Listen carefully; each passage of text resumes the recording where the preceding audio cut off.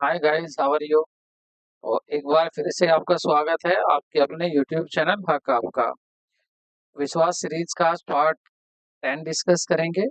और अगर आपको नोट्स चाहिए, जो भी हम पढ़ा रहे हैं उसके नोट्स चाहिए, तो वो आपको टेलीग्राम पर मिल जाएंगे। आपको हमें फॉलो करना है टेलीग्राम पर, हक आपका। और हमारे जो सभी नोट्स हैं वो टेलीग्राम पर उपलब्ध होते हैं। वीडियो आपको पता है रोज शाम को 5 बजे आती है, सही 5 बजे हमारी डेली वीडियो आती है। हम आपके साथ शिद्दत से लगे हुए हैं, आप भी हमारे साथ शिद्दत से लगे रहिए। और इस बार आपका सपना साकार जरूर होगा। शुरू करते हैं आज की वीडियो को, और आज की वीडियो का फर्स्ट क्वेश्चन देखते हैं। फर्स्ट क्वेश्चन हम देखते हैं, और फर्स्ट क्वेश्चन हमारा, किसी विपरीत समझौते के अभाव में कोई साझेदार, in the absence of any agreement to the country of a partnership. तो अगर कोई भी समझौता नहीं हुआ है, कोई समझौता नहीं है, तो एक साझेदार is entitled to interest on his capital only if there is profit. तो जो पार्टनर्स होता है वो हकदार होता है पूंजी पर ब्याज पाने का। क्या ये बात सही है? अगर कोई एग्रीमेंट नहीं है तो क्या एक पार्टनर अपनी पूंजी पर, अपनी कैपिटल पर इंटरेस्ट लेने का अधिकारी होता है? दूसरा option, is entitled to interest on his capital whether there is profit और नॉट। देखिए वो अपनी कैपिटल पर इंटरेस्ट लेने का अधिकारी होता है, चाहे प्रॉफिट हुआ हो या प्रॉफिट ना हुआ हो। और ऑप्शन सी, पूंजी पर बैंक दर से ब्याज पाने का हकदार होता है, is entitled to interest on capital at bank rate. क्या बैंक रेट से पाने का अधिकारी होता है? और डी, पूंजी पर ब्याज पाने का हकदार नहीं होता है, is not entitled to interest on capital. तो देखिए, जब पार्टनरशिप डीड नहीं होती है, जब पार्टनरशिप डीड नहीं होती है, पार्टनरशिप डीड अगर नहीं है, यदि पार्टनरशिप डीड नहीं है, तो इसको बोलते हैं in the absence of partnership deed. तो यही बात कह रहा है कि जो पार्टनरशिप डीड है वो क्वेश्चन में नहीं है। पार्टनरशिप डीड नहीं है पार्टनरशिप में, तो जो पार्टनर ने कैपिटल इन्वेस्ट की है, क्या उस पर इंटरेस्ट मिलना चाहिए? देखिए, इसके कुछ प्रोविजंस होते हैं। अगर पार्टनरशिप डीड नहीं है तो पहला प्रोविजन होता है कि जो प्रॉफिट होता है वो सभी पार्टनर में इक्वली बढ़ता है, इक्वली बढ़ता है। दूसरा प्रोविजन होता है, अगर पार्टनरशिप डीड नहीं है तो दूसरा प्रोविजन होता है कि किसी भी पार्टनर को कोई भी रिमोरेशन नहीं मिलेगा। रिमोरेशन क्या होगा? आपका जैसे पार्टनर सैलरी मांग रहा है, ठीक है, पार्टनर जैसे कमीशन मांग रहा है, तो ये सारी चीजें पार्टनर को नहीं मिलेंगी। तीसरी कंडीशन ये होती है कि पार्टनर्स को इंटरेस्ट ऑन कैपिटल नहीं दिया जाता है, इंटरेस्ट ऑन कैपिटल नहीं दिया जाता है। और चौथा प्रोविजन होता है कि जो इंटरेस्ट ऑन ड्राइंग है, इंटरेस्ट ऑन ड्राइंग वो चार्ज नहीं किया जाता है। मतलब पार्टनर से वो, अगर पार्टनर अपने पर्सनल यूज के लिए पैसा घर लेके जाता है तो उस पैसे पर इंटरेस्ट नहीं लिया जाता है। और पांचवा होता है आपका कि अगर पार्टनर एडवांस देता है, अगर पार्टनर एडवांस देता है, ठीक है, या लोन देता है फर्म को, तो उस लोन पर 6% पर एनम इंटरेस्ट दिया जाता है, अगर कोई एग्रीमेंट नहीं होता है। और सभी की सलाह से किसी पार्टनर को एडमिटेड किया जा सकता है, ठीक है। तो ये प्रोविजन होते हैं। अगर पार्टनरशिप डीड नहीं होती तो इंडियन पार्टनरशिप एक्ट के अकॉर्डिंग ये प्रोविजन होते हैं। प्रॉफिट बराबर बांटेंगे, कोई भी सैलरी या कमीशन नहीं मिलेगा, इंटरेस्ट ऑन कैपिटल नहीं दिया जाता पार्टनर को, इंटरेस्ट ऑन ड्रॉइंग पार्टनर से नहीं लिया जाता, और एडवांस जो लोन दिया है पार्टनर ने उस पर 6% पर एनम से इंटरेस्ट मिलता है। और किसी भी पार्टनर को, अगर सभी तैयार हैं, राजी हैं, एग्री है, तो किसी भी पार्टनर को एडमिट किया जा सकता है नए पार्टनर को।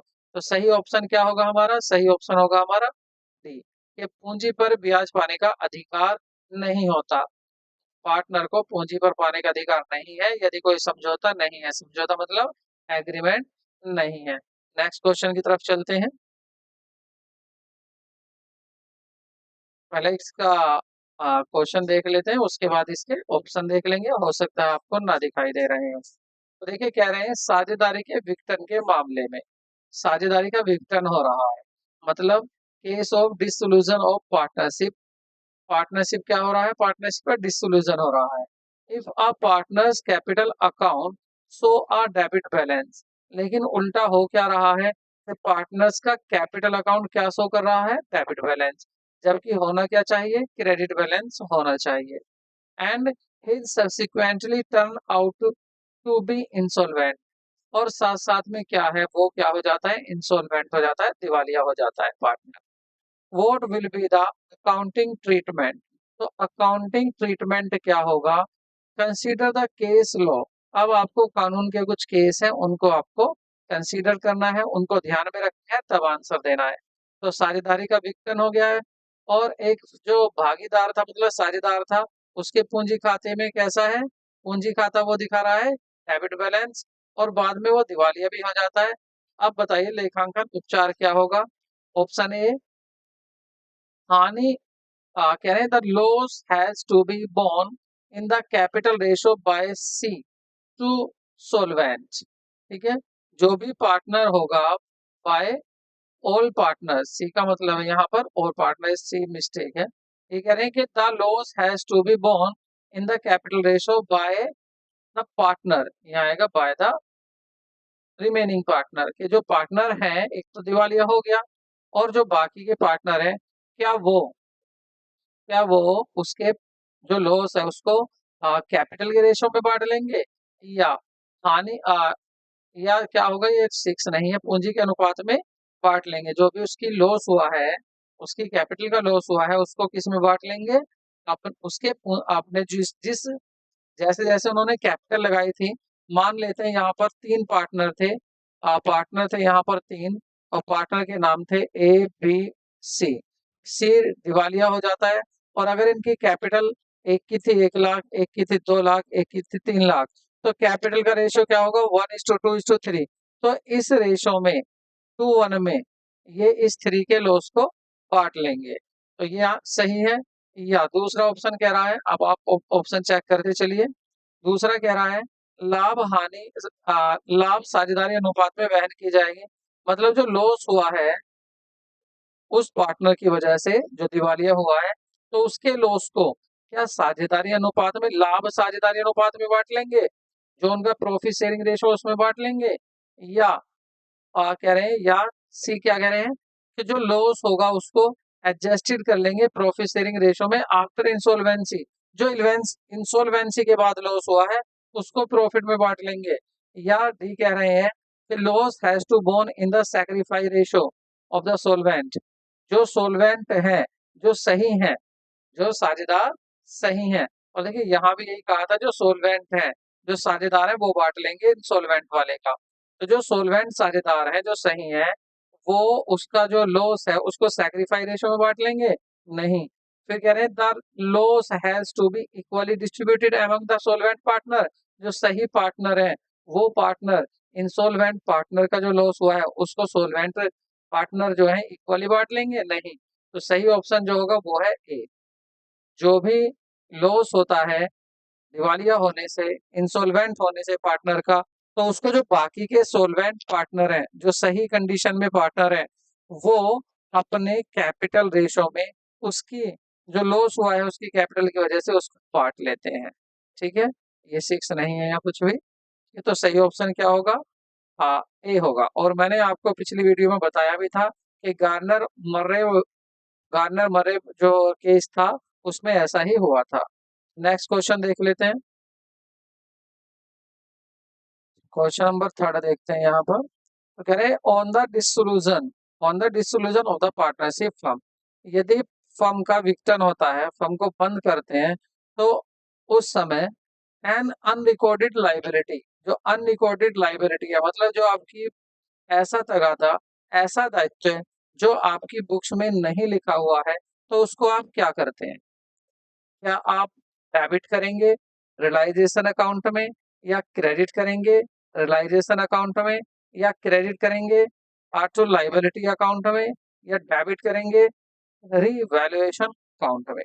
देखिए, जब हम किसी फर्म का विघटन करते हैं, डिसोल्यूशन करते हैं, तो उस टाइम पर अकाउंट बनाया जाता है आपका रियलाइजेशन अकाउंट।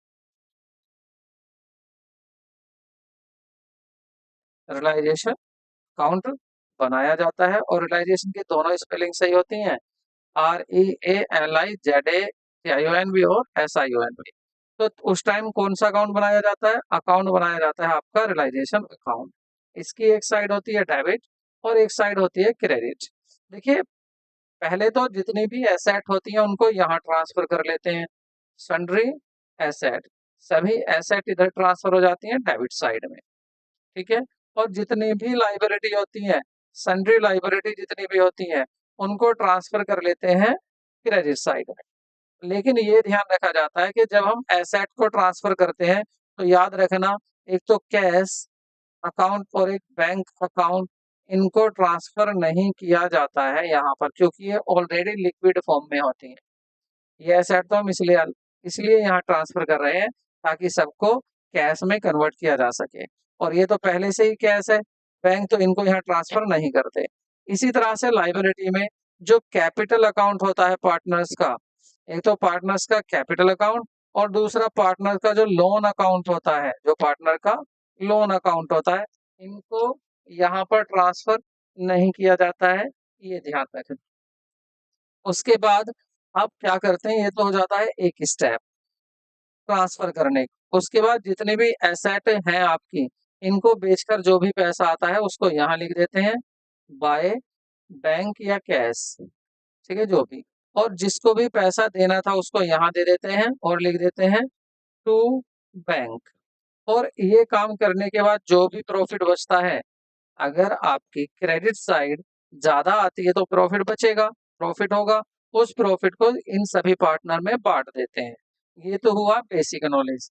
अब क्वेश्चन में कहा था कि अगर कोई अनरिकॉर्डेड एसेट है, मतलब यहाँ जो आपने दायित्व है, अगर कोई अनरिकॉर्डेड लाइबिलिटी है, दायित्व है, तो आप अगर दायित्व आपको पता होता आप यहाँ लिख देते, लेकिन आपने ट्रांसफर तो किया नहीं क्योंकि आपको पता ही नहीं था।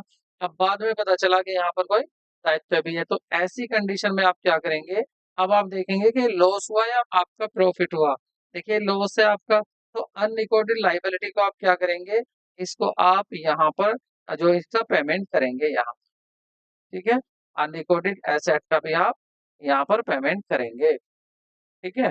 लेकिन अगर अनरिकॉर्डेड एसेट को आप अनरिकॉर्डेड अनरिकॉर्डेड लाइबिलिटी को आप अनरिकॉर्डेड एसेट से दे देते तो उसकी यहाँ कोई एंट्री नहीं होती। बट अब तगादा आ गया तो आप इसका पेमेंट करेंगे, क्योंकि आपको अब पता चल गया कि हाँ भाई ये भी लाइबिलिटी है। क्या हो जाएगा ये? इसका सही ऑप्शन क्या हो जाएगा आपका? तो सही ऑप्शन हो जाएगा आपका इसका ए, मतलब डेबिट में लिखेंगे। और कौन से अकाउंट में लिखेंगे? रियलाइजेशन अकाउंट में, वसूली खाते में, ठीक है। नेक्स्ट क्वेश्चन देख लेते हैं।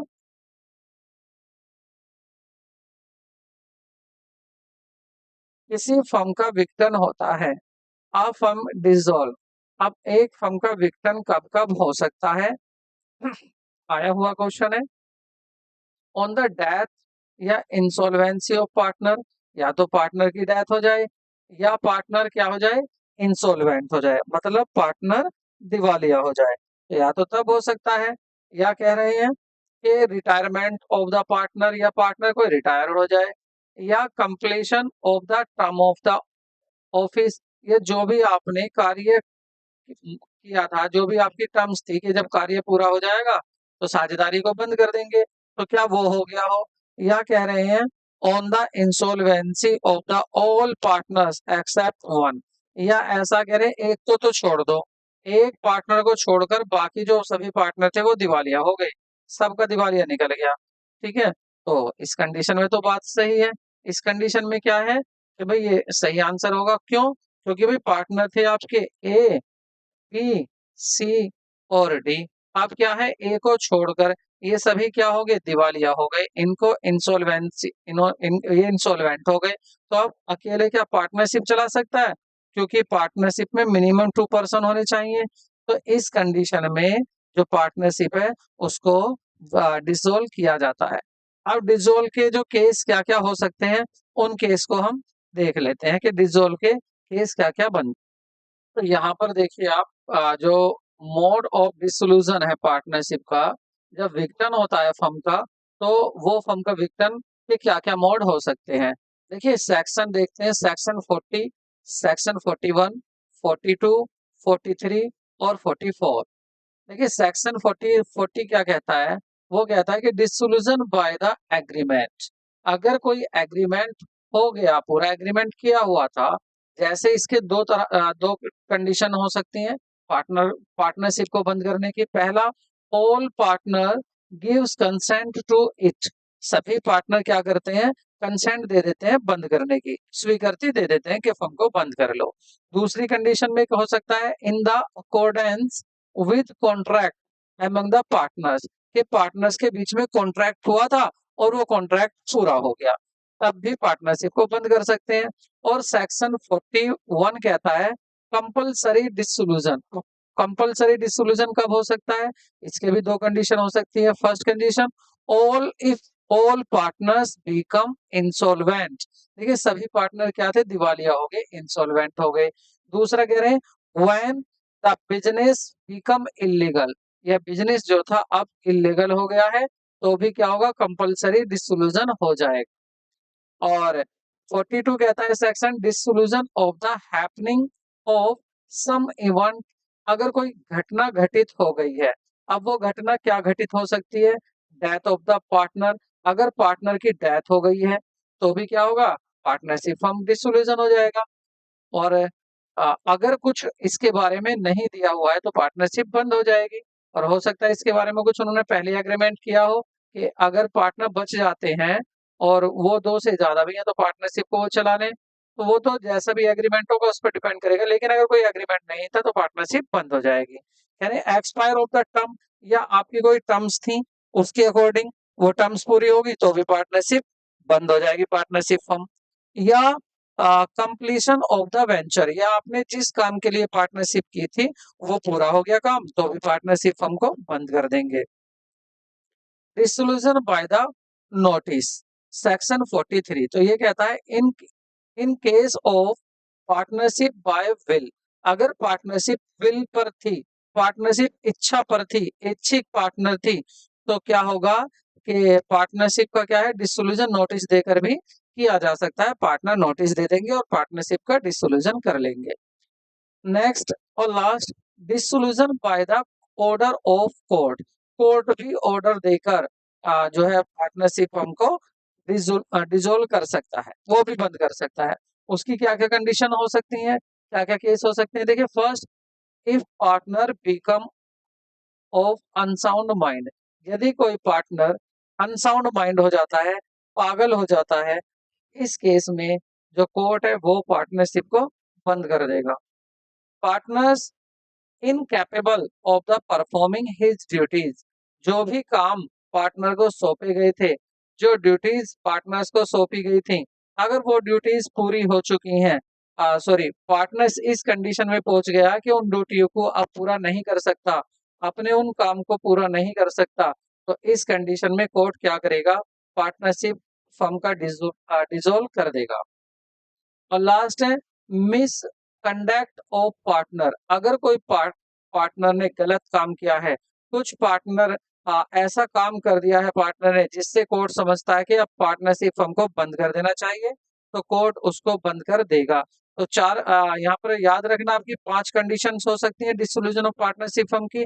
और आपसे पूछेगा, क्वेश्चन यहाँ से भी बनता है कि डिसोल्यूशन बाय कोर्ट, कोर्ट के द्वारा आपको किस किस तरह से डिसोल्यूशन नहीं होता है, तो वो क्या करेगा, एक इसको यहाँ ऑप्शन दे देगा, इसको भी कहेगा एक्सपायरी ऑफ टर्म, तो आप कहेंगे कि कोर्ट के द्वारा ये नहीं होता है, ये तो हैपनिंग में होता है, हैपनिंग ऑफ कोई एनी इवेंट, अगर कोई घटना घट जाती है तो तब का ऑप्शन है।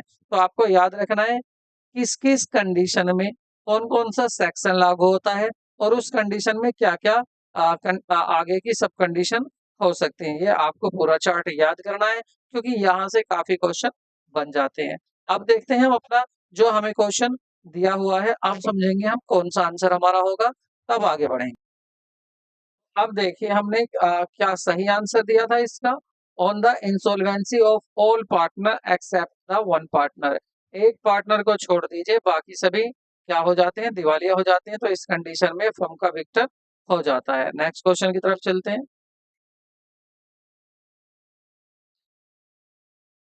निम्नलिखित में से कौन सा वैज्ञानिक प्रबंध का एक उद्देश्य नहीं है? Which of the following is not an aim of scientific management? देखिए साइंटिफिक मैनेजमेंट किसने दिया था? डब्ल्यू एस टेलर ने दिया था और साथ में अपनी टेक्निक भी दी थी।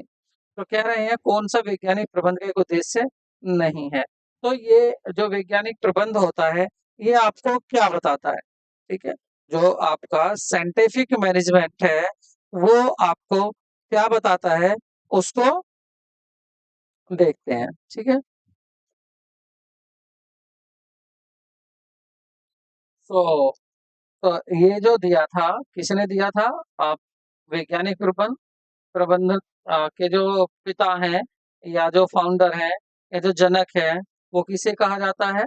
इसको आप नोट कर लें।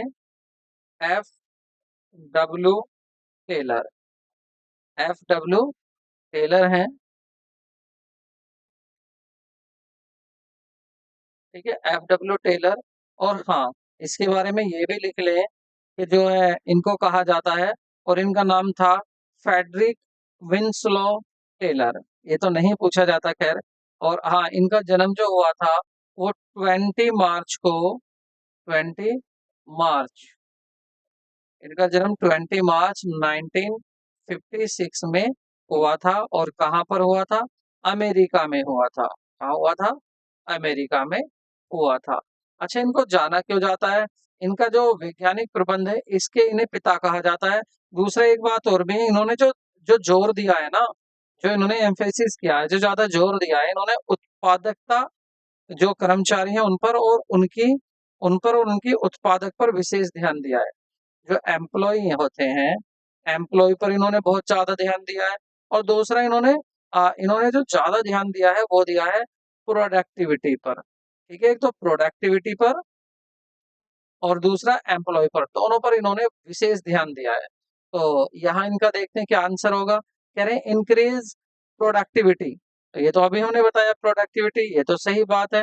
लेकिन इसने पूछा कौन सा उद्देश्य नहीं है, तो ये तो उद्देश्य होता है इसका वैज्ञानिक प्रबंधन का। Quality control. देखिए क्वालिटी को तो ये कंट्रोल बिल्कुल करेंगे जब ये कह रहे हैं प्रोडक्ट पर ध्यान देते हैं, प्रोडक्टिविटी पर कंट्रोल तो करेंगे करेंगे क्वालिटी को। कह रहे हैं कॉस्ट रिडक्शन, लागत में कमी, ये भी बात सही है। अगर प्रोडक्ट पर ध्यान दे रहे हैं तो उसमें तो उसकी लागत को भी कंट्रोल करके चलेंगे। ऐसा थोड़ी ना होगा लागत बहुत ज्यादा आ जाए माल बनाने की। या इंसेंटिव वेजेस, प्रोत्साहन मजदूरी। भाई मजदूरी की किसको देंगे? एम्प्लॉय को देंगे। और हमने कहा इन्होंने किस पर ध्यान दिया? एम्प्लॉय और प्रोडक्ट पर, प्रोडक्टिविटी पर। तो एम्प्लॉय पर ध्यान दिया। एम्प्लॉय पर कैसे ध्यान दिया जाता है? एम्प्लॉय को सही रूप से वेजेस देकर, सही तरह से वेजेस देकर, प्रॉपर वेजेस देकर। तो ये भी बात सही आ रही है। लेकिन लास्ट कह रहा है फैसिलेटिंग सोल्डरिंग सोल्डरिंग सुविधाजनक दायित्व है। देखिए सुविधाजनक दायित्व की इन्होंने बात नहीं की है। तो इसका जो आंसर होगा वो यही होगा कि सुविधाजनक जो दायित्व है, जो सोलिड रिंग है, वो फैसिलिटिंग इनका उद्देश्य नहीं रहा है वैज्ञानिक प्रबंध का। तो इसका सही आंसर क्या होगा? डी, ये उद्देश्य नहीं था साइंटिफिक मैनेजमेंट का। नेक्स्ट क्वेश्चन देखते हैं। नौकरशाही का सिद्धांत किसने दिया? नौकरशाही का सिद्धांत किसने दिया है? देखिए नौकरशाही का सिद्धांत जो दिया है वो दिया है आपको मैक्स वेबर ने। मैक्स वेबर ने दिया है। हेनरी फ्योल ने क्या दिए हैं? 14 प्रिंसिपल दिए हैं, मैनेजमेंट प्रिंसिपल दिए हैं। और टेलर की अभी हमने बात करी ली, इन्होंने साइंटिफिक दिया हुआ है। ठीक है, और ये तीन की बात होगी। दूसरा अगर मैक्स वेबर के बारे में बताएं तो जो नौकरशाही का सिद्धांत है वो इनके द्वारा दिया गया है। और इस सिद्धांत के अनुसार क्या मतलब क्या बताना चाहते हैं? ये कहते हैं कि नौकरशाही किसी भी संगठन के व्यवस्थित गठन का आधार है और इसे दक्षता और आर्थिक प्रभावशालीता सुनिश्चित करने के लिए डिजाइन किया गया है। ठीक है, ये कहते हैं कि देखिए जो नौकरशाही होती है, जो एम्प्लॉय है, ठीक है, जो नौकरशाही है वो किसी भी ऑर्गेनाइजेशन का आधार होता है, बेस होता है, इसलिए उस पर विशेष ध्यान देना चाहिए। ये इन्होंने बताया है इस सिद्धांत में, नौकरशाही का सिद्धांत। तो ये किसने दिया था? मैक्स वेबर ने। ये आपको याद रखना है। नेक्स्ट क्वेश्चन की तरफ चलते हैं। किसने उद्देश्य द्वारा प्रबंधन की अवधारणा को प्रतिपादित किया है? उद्देश्य द्वारा प्रबंध की जो अवधारणा जो दी है, तो उद्देश्य की अवधारणा को कह रहे हैं, मतलब management by objective. Management by objective किसने दिया है? किसने उद्देश्य द्वारा प्रबंध की अवधारणा को प्रतिपादित किया है? तो यहाँ भी नाम पूछ रहा है कि किसने दिया है, तो इसका सही आंसर है आपका टेलर ने। साइंटिफिक नहीं, मार्शल ने नहीं है, डेविड रिकार्डो ने लगान का दिया हुआ है सिद्धांत। देखिए यहाँ पाल सैमुअल्सन, जो पाल सैमुअल्सन है, जो आपके पाल सैमुअल्सन है, नहीं पाल सैमुअल्सन ने नहीं दिया, ये दिया है आपका सही आंसर है आपका Peter F Drucker. Peter F Drucker, Peter F Drucker ने, इन्होंने दिया है आपका concept management by objectives. Management by objective इन्हीं के द्वारा दिया गया। ठीक है, तो इसका ये आंसर है। साथ में ये भी, हाँ आप ये भी देख लें कि जो प्रबंधन की अवधारणा है, उद्देश्य द्वारा प्रबंधन, उद्देश्य द्वारा प्रबंधन होता क्या है, इन्होंने इसमें बताया क्या है, ये भी तो सोचने का विषय है, ये भी तो डिस्कस करने का विषय है। तो इन्होंने कहा कि जो भी आप ऑब्जेक्टिव बनाते हैं, जो भी आप ऑब्जेक्टिव्स बनाते हैं ऑर्गेनाइजेशन के, वो एम्प्लॉय प्लस मैनेजमेंट दोनों को साथ मिलकर बनाना चाहिए और उनको अच्छी प्रकार से एम्प्लॉय को भी समझा देना चाहिए, ताकि वे जो कार्य करें एम्प्लॉय, वो ऑब्जेक्टिव के अकॉर्डिंग ही करें, वो उस उद्देश्य के लिए करें जो उद्देश्य आपके ऑर्गेनाइजेशन का है। ऐसा ना हो कि वो इंडिविजुअली काम करें या अपने हित के लिए काम करें, जैसे फर्म को प्रॉफिट हो या ना हो, मेरा नाम हो जाए, ये भावना उनके एम्प्लॉय के अंदर नहीं आनी चाहिए। सभी एक उद्देश्य के लिए काम करने चाहिए। इसलिए जब भी उद्देश्यों का निर्धारण करें, जब भी आप अपने ऑब्जेक्टिव बनाएं, तो वो एम्प्लॉय के साथ मिलकर बनाएं, मैनेजमेंट और एम्प्लॉय दोनों एक साथ मिलकर बनाएं। ये होता है उद्देश्य द्वारा प्रबंधन। ठीक है, तो नेक्स्ट क्वेश्चन की तरफ चलते हैं। हेनरी फ्योल ने प्रशासनिक गतिविधियों को बांटा है। जो हेनरी फ्योल है, उन्होंने डिवाइडेड किया है, उन्होंने डिवाइडेड किया है एडमिनिस्ट्रेटिव एक्टिविटीज इनटू। तो उन्होंने 2 जगह बांटा है, 4 जगह बांटा है, या 6 ग्रुप में बांटा है, या 8 ग्रुप में बांटा है। और देखिए ये क्वेश्चन आपका आया हुआ भी है, ये क्वेश्चन आपका आया भी हुआ है। क्या आया हुआ क्वेश्चन? ये क्वेश्चन आपका आया हुआ है कहाँ पर? UP TGT, UP PGT 2016। तो इसका जो सही आंसर होगा, ये 16 में आया है, तो आंसर भी 6 ही है। इन्होंने 6 ग्रुप में इसको डिवाइड किया है। इसने हेनरी फ्योल ने किसको किया है? एडमिनिस्ट्रेटिव एक्टिविटीज को कितनी जगह बांटा है? 6 जगह बांटा है। ये आपको याद रखना है। और साथ ही साथ में ये भी याद रखना है कि देखिए ये जो इन्होंने एडमिनिस्ट्रेटिव एक्टिविटी को बांटा है, तो इनकी जो बुक थी, उस बुक में इन्होंने बांटा था, उस बुक का भी नोट कर लीजिए नाम। तो उसका नाम है आपका जर्नल, उसका नाम भी आप नोट कर लें, जर्नल एंड इंडस्ट्रियल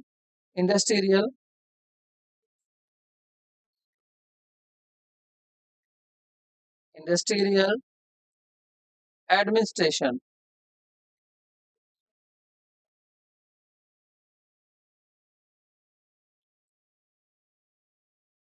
एडमिनिस्ट्रेशन, ठीक है, तो ये इनकी बुक थी। ठीक है, याद रखना, ये इनकी बुक थी। कौन सी बुक थी? Industrial journal and industrial administration. इस बुक में आपसे ये भी पूछ सकता है कि journal and industrial administration book किसकी थी। तो एक क्वेश्चन आपका यहाँ से भी बनेगा कि ये हेनरी फ्योल की थी। ये किस, हेनरी फ्योल ने इसमें क्या काम किया है? एडमिनिस्ट्रेटिव एक्टिविटी को 6 ग्रुप में डिवाइड किया है। ठीक है, नेक्स्ट क्वेश्चन की तरफ चलते हैं।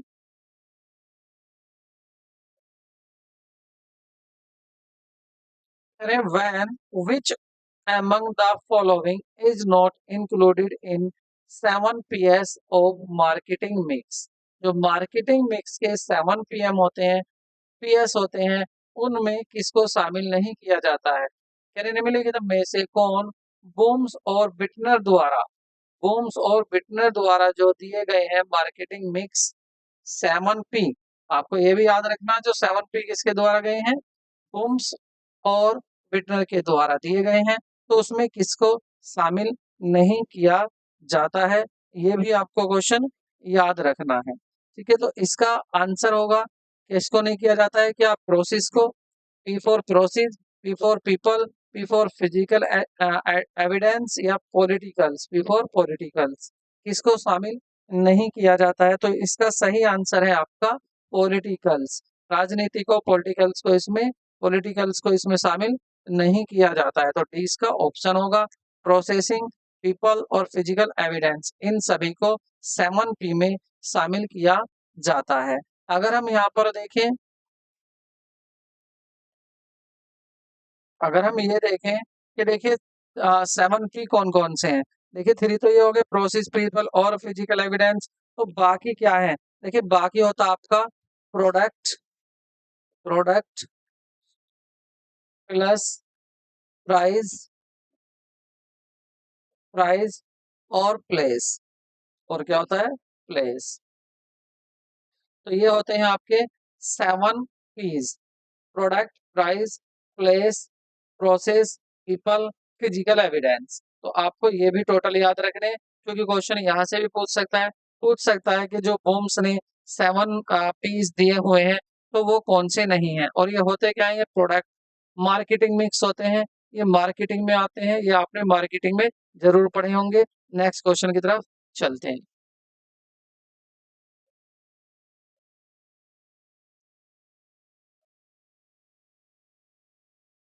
Which among the following is closely associated with the intellectual property rights?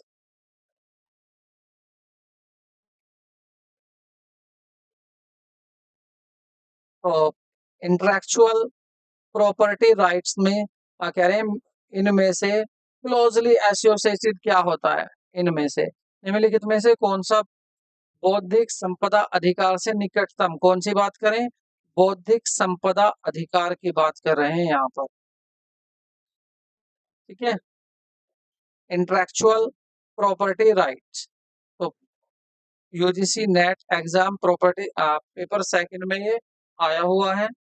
ठीक है, तो क्या है, GATS है, या ट्रिम्स है, या ट्रिप्स है, या आपका MFN है, क्या इससे क्लोजली संबंधित है?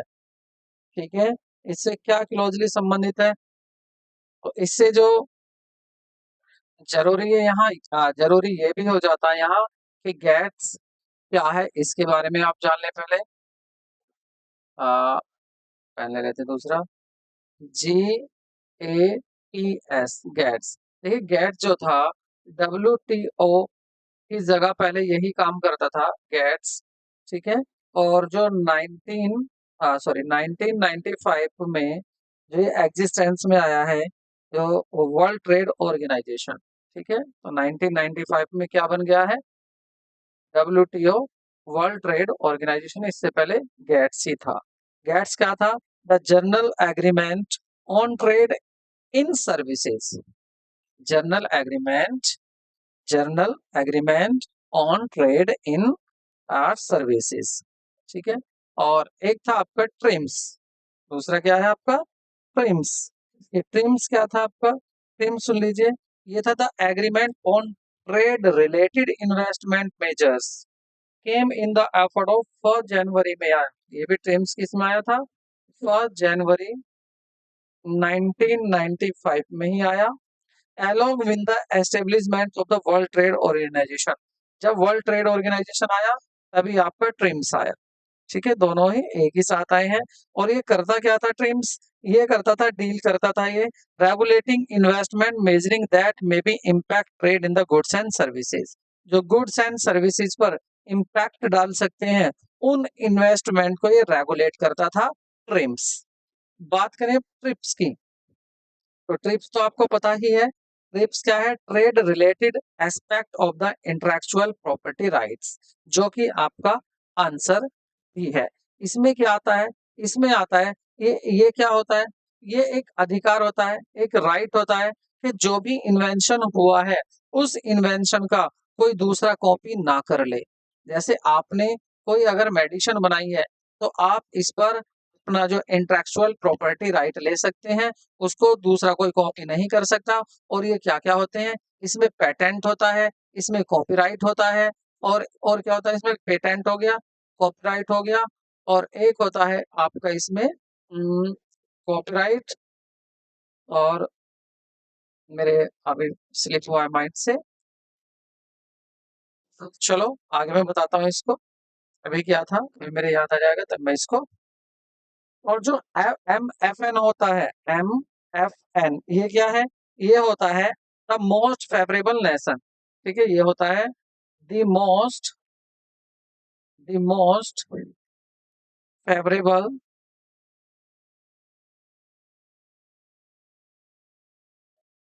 फेवरेबल या फेवर्ड नेशन। अब ये क्या होगा भाई? देखो ये क्या होता है, इसके बारे में बताएं। देखिए, दो नेशन है, ए और बी। अगर ए बहुत अच्छी फैसिलिटीज दे रहा है, बी फैसिलिटीज दे रहा है ए को, ए को बहुत अच्छी फैसिलिटीज दे रहा है, ठीक है, तो ये बैड और ऐसी कंडीशन दे रहा है, बहुत अच्छी कंडीशन, टर्म कंडीशन में साथ अपने काम कर रहा है बी ए के, तो ए के लिए बी जो होगा वो MFN होगा, द मोस्ट फेवरेट नेशन होगा। किसके लिए? ए के लिए बी होगा। तो आपको ये याद रखना है। इसको याद रखना है आपको, जो है आपका एफ MFN को। और सही आंसर क्या था आपका? सी। तो यहाँ जो बात थी, मैंने अभी आपसे कहा था कि ये जो देखो ये तीन थे आपके इंटेलेक्चुअल प्रॉपर्टी राइट में, क्या क्या आता है मैं उनको बता देता हूँ।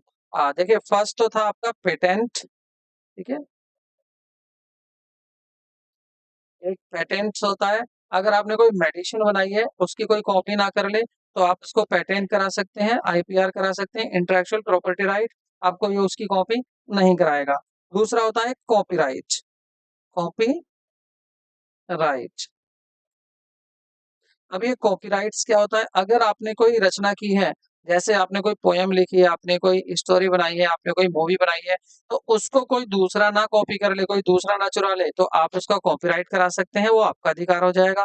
आपका ट्रेडमार्क हो सकता है, ट्रेड मार्क हो सकता है, कोई सिंबल हो सकता है, कोई नेम हो सकता है बिजनेस का। अगर वो आपने इन्वेंशन किया है, तो उसका कोई दूसरा कॉपी नहीं कर सकता। और एक हो सकता है आपका ट्रेड सीक्रेट्स, आपके बिजनेस के कुछ ट्रेड सीक्रेट्स हो सकते हैं, उनको भी आप IPR करा सकते हैं, उनको दूसरा कोई चुरा नहीं सकता। तो ये 4 टाइप्स के होते हैं। और सही आंसर क्या था इसका हमारा? ट्रिप्स। ट्रिप्स जो है ये इंटेलेक्चुअल प्रॉपर्टी राइट से ये क्लोजली रिलेटेड होता है। नेक्स्ट क्वेश्चन की तरफ चलते हैं। बुरी मुद्रा अच्छी मुद्रा को चलन से बाहर कर देती है। The bad money drives good money out circulation. ठीक है, ये यहाँ पर जो है ये 120 कुछ नहीं है, ये 120 कुछ नहीं है। ठीक है, तो जो अच्छी मुद्रा बुरी मुद्रा होती है, वो अच्छी मुद्रा को चलन से बाहर कर देती है। इस नियम के प्रतिपादक थे, तो वो कौन थे? या आपके जेम किन्स थे, या आपके थॉमस ग्रेसम थे, या सैमुअलसन थे, या क्रोथर थे? देखिए, जो आपके इसका सही आंसर बता देते हैं। पहले सही आंसर है इसका थॉमस ग्रेसम। अब थॉमस ग्रेसम के अगर बारे में हम थोड़ी सी बात कर लेते हैं, इसके बारे में भी देखिए, बात जो है बात करें अगर, बात है इंग्लैंड की। ठीक है, इंग्लैंड में कौन थे? इंग्लैंड में आपके जो थॉमस ग्रेसम, ये आर्थिक फाइनेंशियल एडवाइजर थे। किसके थे? जो महारानी एलिजाबेथ थी, उसके ये एडवाइजर थे। ठीक है, और कौन से एडवाइजर थे? फाइनेंशियल एडवाइजर, आर्थिक सलाहकार, उसको सलाह देते थे। अब जो रानी थी, जो क्वीन थी, उसने नए नए जो नए नए नोट थे, नई नई मुद्रा उसने मार्केट में इशू करा दी। अब उसने देखा कि मार्केट में जितनी हमने जो पैसा है, जितना हम मुद्रा, जितने नोट हम इशू कराते हैं, वो तो दिखाई नहीं देते मार्केट में। जो पुराने वाले हैं वो दिखाई देते हैं, ओल्ड तो दिखाई देते हैं मार्केट में, न्यू नहीं दिखाए जाते। ये न्यू कहाँ चले जाते हैं? तो तब ग्रेसम ने इसका ध्यान दिया, ग्रेसम ने इस पर रिसर्च किया, और ग्रेसम ने बताया रानी को कि देखिए, जो अगर आप खुद देखें, कोई भी पर्सन हो, अगर आप खुद भी देखेंगे, आपके पास दो नोट हैं, आपके पास 100 के दो नोट हैं। एक नोट है आपका पुराना घिसा पिटा सा नोट, और एक है आपका न्यू नोट। अब आप अगर 100 रुपए का सामान मार्केट से लेते हैं, तो आप अपनी पॉकेट से कौन सा देना पसंद करेंगे? क्या वो जो घिसा पिटा पुराना है उसको देना पसंद करेंगे या न्यू को? मनुष्य का स्वभाव होता है, तो वो हमेशा न्यू को तो रखेगा अपने पास, और जो घिसा पिटा है उसको देगा अ, जो माल खरीद रहा है उससे। तो मार्केट में जो नए-नए हैं वो तो आते हैं, मार्केट जो नए-नए हैं नोट, वो तो सभी अपनी पॉकेट में रख लेते हैं, और जो ओल्ड नोट है वो मार्केट में ज़्यादा आ जाते हैं। तो इस चीज़ को जो ग्रेसम ने कहा था, कि उन्होंने कहा था कि बुरी मुद्रा जो है, जो बेकार पुरानी मुद्रा है, वो अच्छी मुद्रा को चलन से बाहर कर देती है। ठीक है? बाकी इतना ही बताना था। कौन थे ये?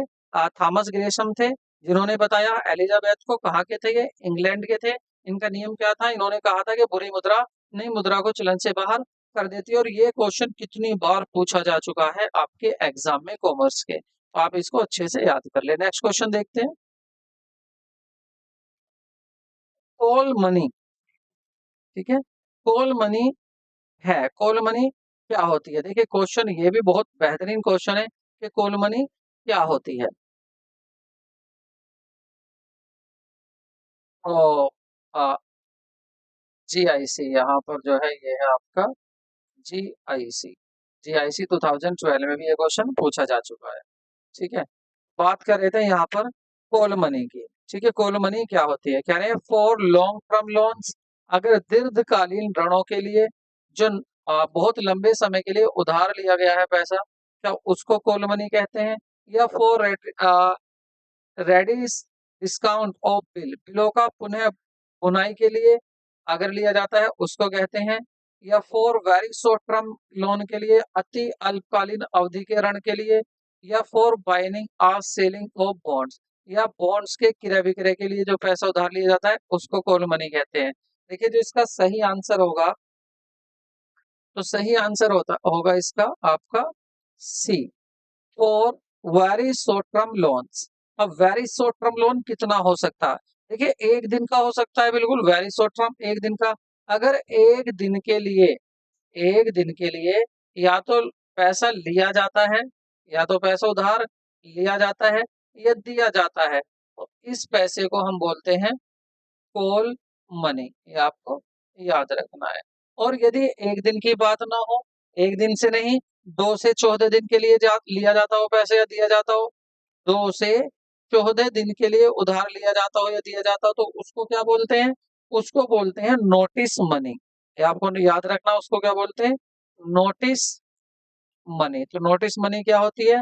अगर पैसा 2 से 14 दिन के लिए उधार लिया जाता है या दिया जाता है। अब ऐसा भी तो हो सकता है 14 दिन से ज्यादा के लिए भी जरूरत हो। तो अगर 14 दिन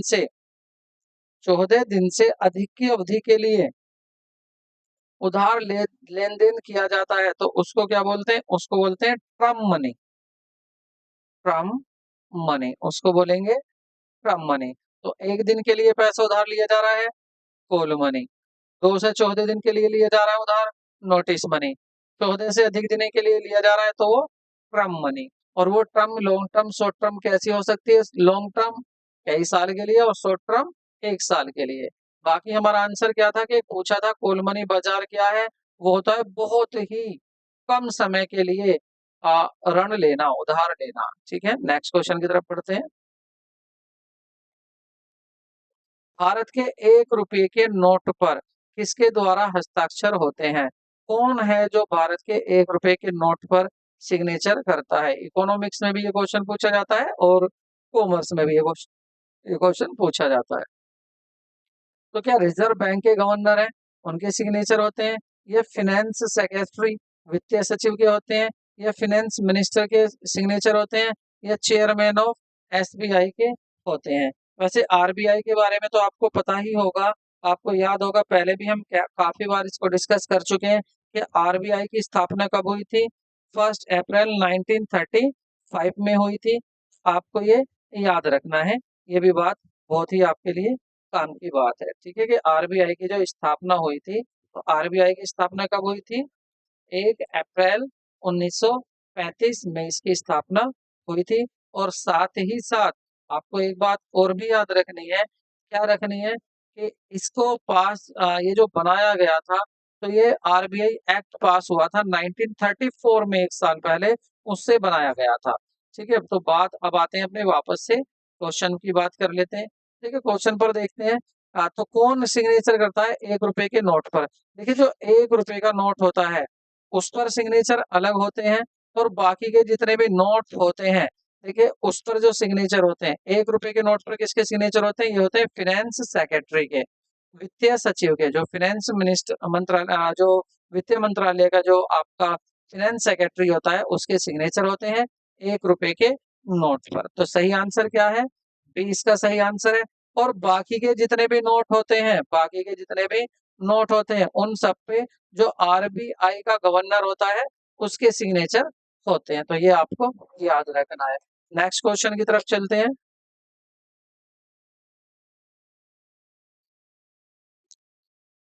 was the first development bank of our country? हमारी कंट्री का जो फर्स्ट डेवलपमेंट बैंक था, हमारी कंट्री का जो फर्स्ट डेवलपमेंट बैंक था, वो कौन सा था? ठीक है, उसकी बात करें तो उसको बताते हैं कौन सा बैंक था। ठीक है, अपने देश का प्रथम विकास बैंक, कौन सा बैंक पूछा है? विकास बैंक पूछा है। तो कौन सा था हमारा विकास बैंक? इसकी बात कर लेते हैं विकास बैंक की अपने। क्या आईडीबीआई था? आईडीबीआई की बात करें अगर हम, आईडीबीआई क्या है? आईडीबीआई है आपका औद्योगिक विकास बैंक। आईडीआई क्या है? औद्योगिक विकास बैंक। और इसकी स्थापना हुई थी आपकी, इसको भी आप नोट कर लें, 1964 में इसकी स्थापना हुई थी। और अगर इसके मुख्यालय की बात करें, ये कहाँ पर है? तो ये है मुंबई में। और मुंबई मतलब महाराष्ट्र में। ठीक है, महाराष्ट्र में, ये आप दोनों नोट कर लें, महाराष्ट्र में, मुंबई में ये है, महाराष्ट्र के मुंबई शहर में। इसका मुख्यालय है आईडीबीआई। इसकी स्थापना कब हुई? 1964 में। उसके बाद है आपका SIDBI, small industries development bank of India. अगर इसकी बात करें, इसकी स्थापना कब हुई थी? तो इसकी स्थापना हुई थी 1990 में। और इसका अगर देखें मुख्यालय कहाँ पर है, तो इसका मुख्यालय है लखनऊ में। यही ऐसा है जो आपके यूपी के शहर में आ रहा है, यूपी की राजधानी में आ रहा है, लखनऊ में। ठीक है, लखनऊ में इसका जो है मुख्यालय है सिडबी का। आईसीआईसीआई की बैंक की बात करें, तो इसकी स्थापना कब हुई थी? तो इसकी स्थापना हुई थी 1994 में। और इसका मुख्यालय कहाँ पर है? वडोदरा। और वडोदरा कहाँ पर है? गुजरात में। तो ये भी आपको याद रखना कि ये गुजरात में है। ठीक है, गुजरात राज्य में है। और सी आई आईएफसीआई, इसका मुख्यालय कहाँ पर है? पहली बात तो ये है क्या, इसका फुल फॉर्म क्या है, नाम क्या है? Industrial finance corporation of India. और इसका मुख्यालय जो है वो आपका नई दिल्ली में है। कहाँ पर है? नई दिल्ली में है। और इसकी स्थापना कब हुई थी? ये भी क्वेश्चन है कि भाई इसकी स्थापना हुई कब थी? तो इसकी स्थापना हुई थी 1948 में। तो सबसे पहले इन ऑप्शन में इसकी स्थापना हुई, तो यही आपका आंसर होगा। ठीक है, तो हमारे देश का जो प्रथम विकास बैंक था, वो क्या था? D, IFCI, industrial financial corporation corporation of India. ठीक है, तो सही आंसर क्या होगा? डी। नेक्स्ट क्वेश्चन की तरफ चलते हैं।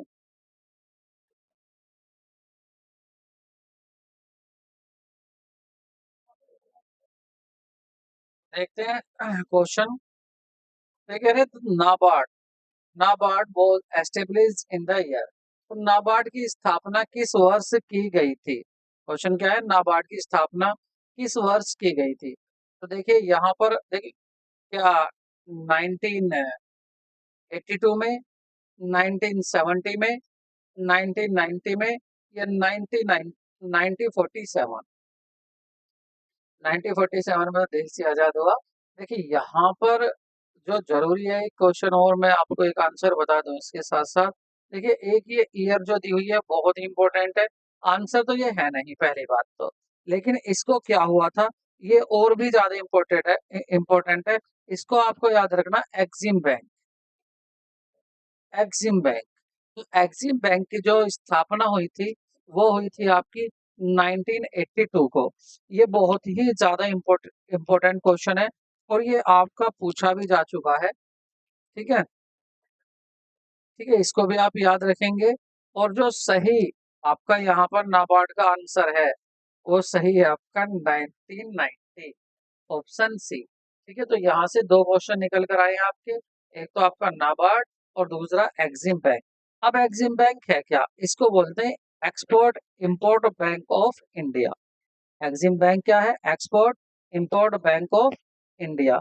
और पूरा लिख लें इसका, ये तो था ही था, इसके साथ ये भी लिख लें, 1 जनवरी 1982 में इसकी स्थापना हुई थी। लेकिन हमसे क्वेश्चन पूछा है नाबार्ड का, तो नाबार्ड जो है हमारा वो 1990 में इसकी स्थापना हुई। तो सी आंसर सही है। नेक्स्ट क्वेश्चन देखते हैं।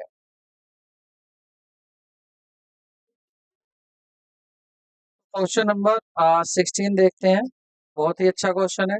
देखिए इसमें कहा है, इफ ग्रॉस लॉस, जो सकल हानि है वो ग्रॉस लॉस 1/4 है ऑफ द सेल, सेल का जितना माल बेचा है उसका चौथाई क्या है आपका लॉस है।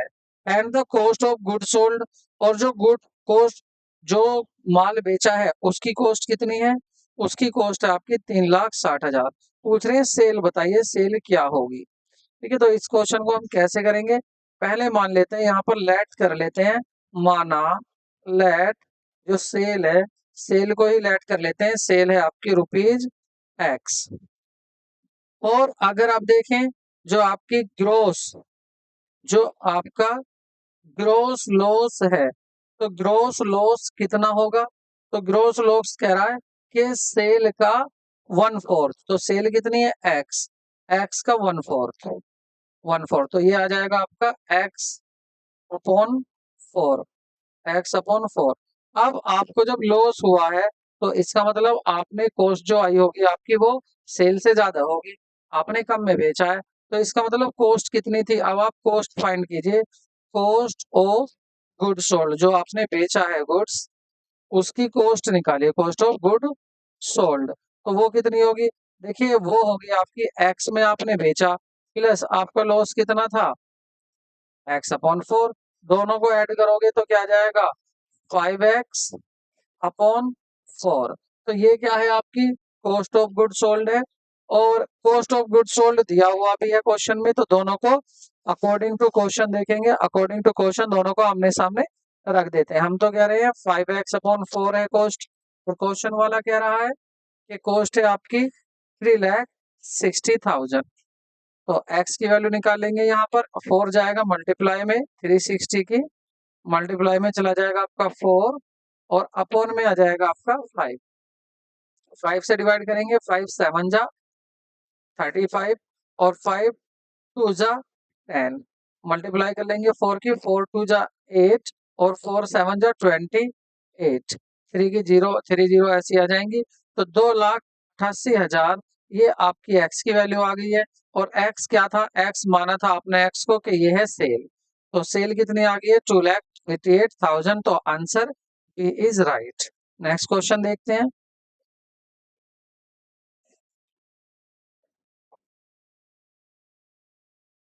नेक्स्ट क्वेश्चन में कहा है आपसे क्रय की राशि ज्ञात कीजिए।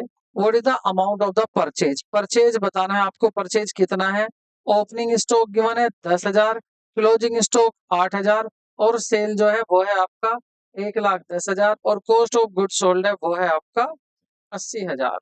ठीक है, तो देखिए यहाँ पर अगर देखें हमारा फॉर्मूला क्या देखते हैं हम यहाँ, तो हम देखेंगे सेल। ठीक है, तो सेल कैसे आएगा हमारा, और कॉस्ट दोनों चीज इसमें दी हुई है, यहाँ पर कॉस्ट भी और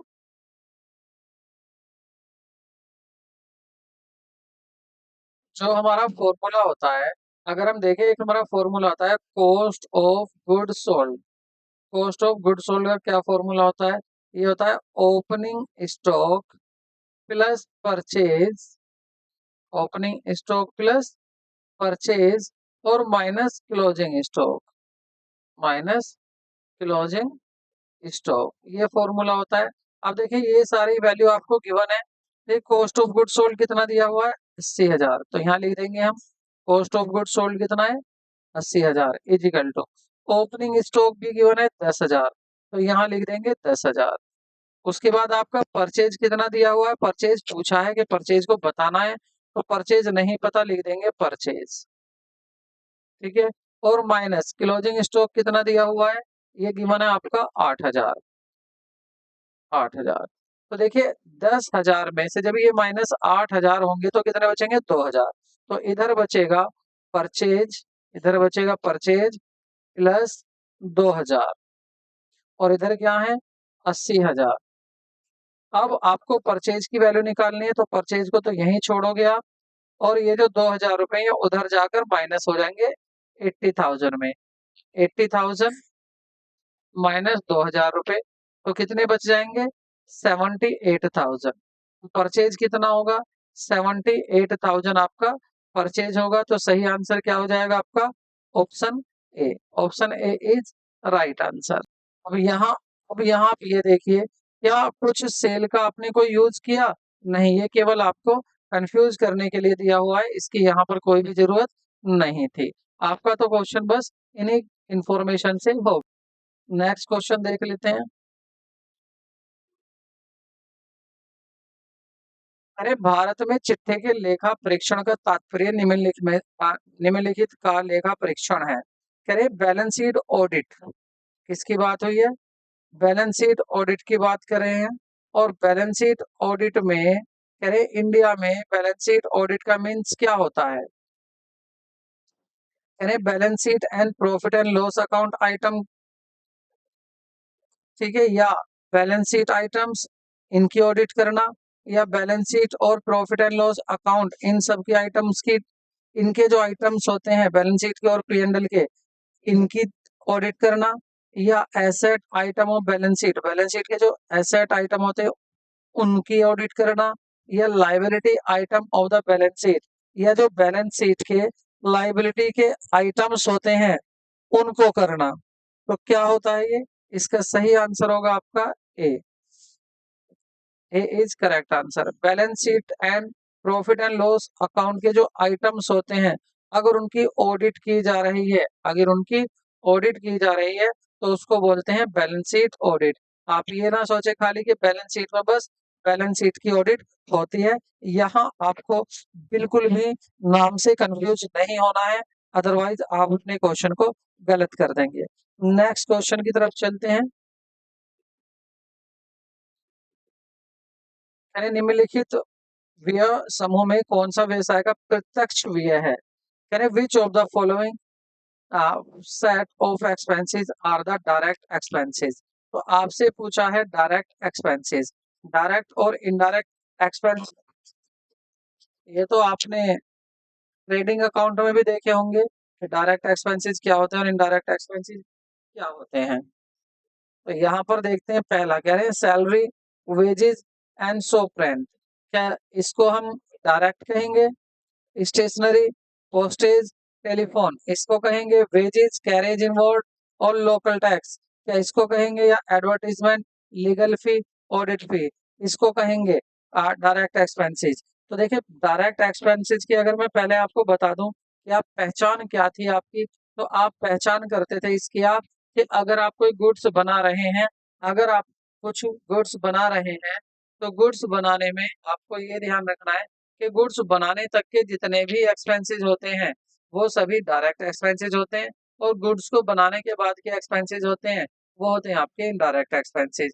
और जब आप फाइनल अकाउंट बनाते हैं तो फाइनल अकाउंट में आप एक बनाते हैं ट्रेडिंग अकाउंट, व्यापार खाता, ट्रेडिंग अकाउंट बनाते हैं, और इसके बाद आप बनाते हैं आपका प्रॉफिट एंड लॉस अकाउंट बनाते हैं आप, और इसके बाद बनाते हैं आप अपनी बैलेंस शीट। तो ये आपके फाइनल अकाउंट्स होते हैं। अब ट्रेडिंग अकाउंट में जो आप लिखते हो वो डायरेक्ट एक्सपेंसेस लिखते हो, ठीक है, और जितने भी आप प्रॉफिट एंड लॉस अकाउंट में लिखते हो वो इनडायरेक्ट एक्सपेंसेस लिखते हो, और बैलेंस शीट में एसेट प्लस लायबिलिटी लिखते हो, ठीक है। तो ये डायरेक्ट एक्सपेंसेस माल बनाने से पहले के एक्सपेंसेस। अब आप देखिए जब तक माल बनकर तैयार हुआ है। दूसरा, एक बात और भी होती है डायरेक्ट एक्सपेंसेस की, अगर आप गुड्स ज्यादा बनाएंगे तो ये बढ़ते हैं, ठीक है, और अगर आप गुड्स कम बनाएंगे तो ये कम होंगे। लेकिन इनडायरेक्ट एक्सपेंसेस ऐसा कुछ नहीं होता। जैसे मान लेते हैं मैनेजर की सैलरी, मैनेजर की सैलरी तो महीने पर देनी ही देनी है। अब आप माल बनाओ या मत बनाओ, कम बनाओ या ज्यादा बनाओ। लेकिन अगर रॉ मटेरियल की बात करें, रॉ मटेरियल जो आप ला रहे हैं या उसको लाने में आप उसका किराया दे रहे हैं, भाड़ा दे रहे हैं, या उस माल को बनाने के लिए जो मजदूरों को मजदूरी दे रहे हैं, अगर ज्यादा माल बनाओगे तो ज्यादा मजदूरी देनी पड़ेगी, कम बनाओगे तो कम देनी पड़ेगी। तो ये होते हैं डायरेक्ट एक्सपेंसेस, जो माल के साथ साथ चलते हैं। माल बढ़ता है तो ये भी बढ़ जाते हैं, और प्रोडक्शन घटता है तो ये भी घट जाते हैं। और इनडायरेक्ट एक्सपेंसेस का इनसे कोई डायरेक्ट रिलेशनशिप नहीं होती है प्रोडक्ट से। तो यहाँ पर देखो, देखिए सैलरी तो फिक्स है, स्टेशनरी, पोस्टेज और टेलीफोन, टेलीफोन तो आप माल बनाओ या मत बनाओ देना ही पड़ेगा। और यहाँ पर जो कह रहे wages, carriage inward, carriage inward क्या, जब आप रॉ मटेरियल ला रहे थे, कच्चा माल ला रहे थे, तो तब आपने जो भाड़ा दिया था। और लोकल टैक्सेस, जब आप चुंगी वगैरह जो भी है देकर आए थे, भाड़ा देकर आए थे, छोटे मोटे टैक्स। तो माल बनाने से पहले के खर्चे कौन से? सी। तो सही क्या है आपका? सी।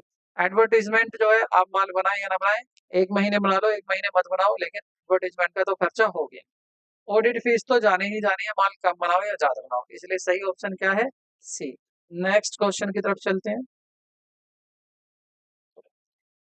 ठीक है, हो सकता है आपको जो है ऑप्शन ना दिखे, लेकिन आप पहले क्वेश्चन समझ लें, ऑप्शन तो हम बाद में देख लेंगे। करें, कंपनी के चिट्ठे के दायित्व पक्ष में निम्नलिखित में से मदों को किस क्रम में दिखाया जाता है? तो मदे मतलब ये आइटम दिए हुए हैं आपको, बैलेंस शीट के आपको आइटम दिए हुए हैं, ठीक है, और आपको इनमें से देखकर बताना है कि इनमें कौन सा है जो आप इनमें जो है मतलब बैलेंस शीट में अगर इन आइटम्स को दिखाएंगे तो सबसे पहले कौन से आइटम्स को आप दिखाएंगे, ठीक है। तो देखिए सबसे पहले हम क्या करते हैं, जब बैलेंस शीट बनाते हैं, और वो भी किसकी? कंपनी की बैलेंस शीट बन रही है, ठीक है? किसकी बैलेंस शीट? कंपनी की। तो पहले तो एक नजर आप देखिए क्या है, current liability and provisions, secured loan, share capital, reserve and surplus. आप देखिए ये टोटल जितने भी नाम आए हैं ये सभी एक ही साइड के हैं। और जब कंपनी की बैलेंस शीट देखते हैं जो हॉरिजेंटल चली है, जो हॉरिजेंटल आई है, तो हॉरिजेंटल बैलेंस शीट में आप देखते हैं कि पहला जो हेडिंग होता है पहले लाइबिलिटी का ही होता है, उसका नाम होता है इक्विटी एंड लाइबिलिटी, और दूसरा पार्ट होता है आपका बैलेंस, इस दूसरा होता है एसेट, दूसरा क्या होता है? एसेट। तो यहाँ पर ये पहले वाले पार्ट की ही बात करें, और ये जो पहला वाला जो पार्ट शुरू होता है इसमें सबसे पहले हम लिखते हैं आपके शेयर होल्डर फंड, और शेयर होल्डर फंड में आता है रिजर्व एंड सरप्लस, ठीक है, और उसके बाद आता है आपका नॉन करंट लाइबिलिटी, और उसके बाद आती है आपकी करंट लाइबिलिटी। और रिजर्व एंड सरप्लस के अंदर ही आ जाता है आपका रिजर्व दिया हो या कोई भी रिजर्व दे रखा वो भी इसी में ही आ जाता है। अब आप यहाँ पर देखिए, एक करंट लाइबिलिटी कहाँ पर लिखा है? लास्ट में लिखा हुआ फॉर, आपका ये लास्ट में जाएगा, तो इसको आप कहाँ लिखेंगे? इसको आप लिखेंगे मतलब लास्ट में, यहाँ पर करंट लाइबिलिटी, तो ये नंबर लास्ट में आएगा 4 नंबर। सिक्योर्ड लोन, जो सुरक्षित लोन है। अब जो लोन कहा है, तो खाली लोन कहा तो ये नॉन करंट लाइबिलिटी होती है, लंबे समय के लिए उधार लिया गया पैसा। तो ये कहाँ आना चाहिए? चौथे से पहले आना चाहिए, मतलब दूसरा आएगा आपका यहाँ पर, ठीक है, दूसरा आ जाएगा आपका यहाँ पर आ जाएगा 2 नंबर पर। तो आप सबसे पहले देखेंगे करंट लाइबिलिटी कहाँ जा रहा है? लास्ट में जा रहा है, और ये 2 कहाँ जा रहा है आपका? उससे पहले जा रहा है। अब बात करते हैं शेयर कैपिटल। शेयर कैपिटल देखिए कहाँ है? शेयर फंड में सबसे पहले शेयर कैपिटल ही आता है, उसके बाद रिजर्व एंड सरप्लस आता है। तो अब की बारी किसकी है? आपकी बारी आएगी आपकी जो यहाँ पर सबसे लास्ट में क्या था, करंट लायबिलिटी, फिर नॉन करंट लायबिलिटी मतलब आपका लोन, और उससे पहले आपका रिजर्व एंड सरप्लस।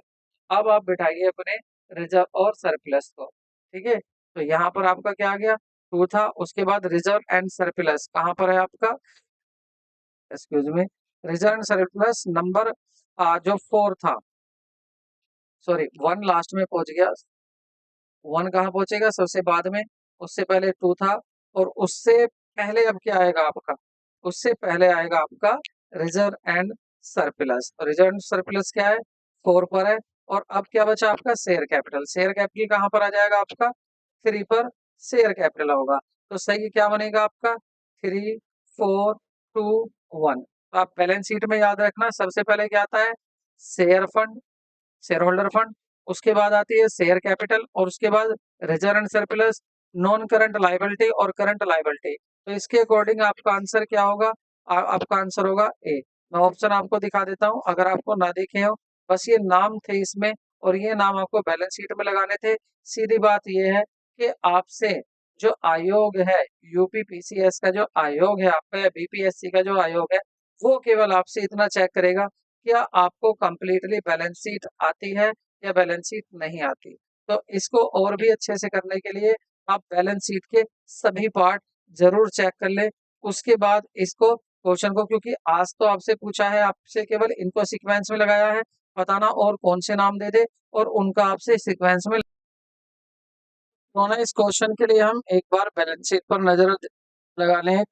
देखिए यहाँ पर आप देखिए, जो बैलेंस शीट दी हुई है वो कुछ इस तरह से होती है, particular note to account, figure as and figures as at the end of current reporting period, और figures at the end of previous reporting period. ठीक है, इसके दो पार्ट होते हैं, एक होता है आपका इक्विटी एंड लायबिलिटी, और दूसरा पार्ट होता है आपका एसेट। जो इक्विटी एंड लायबिलिटी, इसके 3 पार्ट्स होते हैं, share holder fund, share capital, allotment pending, allot share application money pending allotment, non current liability और करंट लायबिलिटी। और एसेट के 2 पार्ट होते हैं, नॉन करंट एसेट और करंट एसेट। अब इसको प्लांट प्रॉपर्टी एंड इक्विपमेंट भी कह देते हैं, नॉन करंट एसेट को ही। तो यहाँ पर जो आपकी देखिए, इसमें जो हम बात कर रहे थे वो ये था, देखिए शेयर कैपिटल ये रहा, उसके बाद रिजर्व एंड सरप्लस आता है, और उसके बाद आपके ये जिगर हुए नहीं थे नाम के, उसके बाद आता है आपका नॉन करंट लायबिलिटी, और उसके बाद आता है करंट लायबिलिटी। आपके क्वेश्चन में आपको क्या क्या गिवन था, देखिए क्वेश्चन में एक तो कह रहा था शेयर कैपिटल थी आपकी, उसके बाद कह रहा था आपको रिजर्व एंड सरप्लस भी गिवन था, और आपको ये भी बताया हुआ था कि लोन, तो लोन किस में आ जाएगा, नॉन करंट लायबिलिटी, इसमें भी लोन आया हुआ था, और करंट लायबिलिटी आपको सीधा सीधा दिया हुआ था। तो इसके अकॉर्डिंग आपने अपने ऑप्शन सभी लगा लिए हैं। तो सभी ऑप्शन आपके क्या थे, अब उन सभी ऑप्शन को आप देख लीजिए अपने, कि सही ऑप्शन क्या होंगे। देखिए ये रहे आपके ऑप्शन, तो इसी के अकॉर्डिंग आपने ये ऑप्शन अपने लगा दिए, कि सबसे पहले कौन सा आएगा, उसके बाद कौन सा आएगा, उसके बाद कौन सा। मैंने पूरी बैलेंस शीट भी बता दी है आपको, क्योंकि और भी क्वेश्चन बैलेंस शीट से बने, तो आप उत्तर ना रहे, उनके आंसर जरूर दें।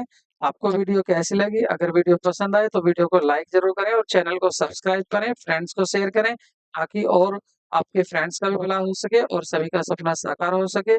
मिलते हैं नए वीडियो में, टेक केयर, बाय बाय।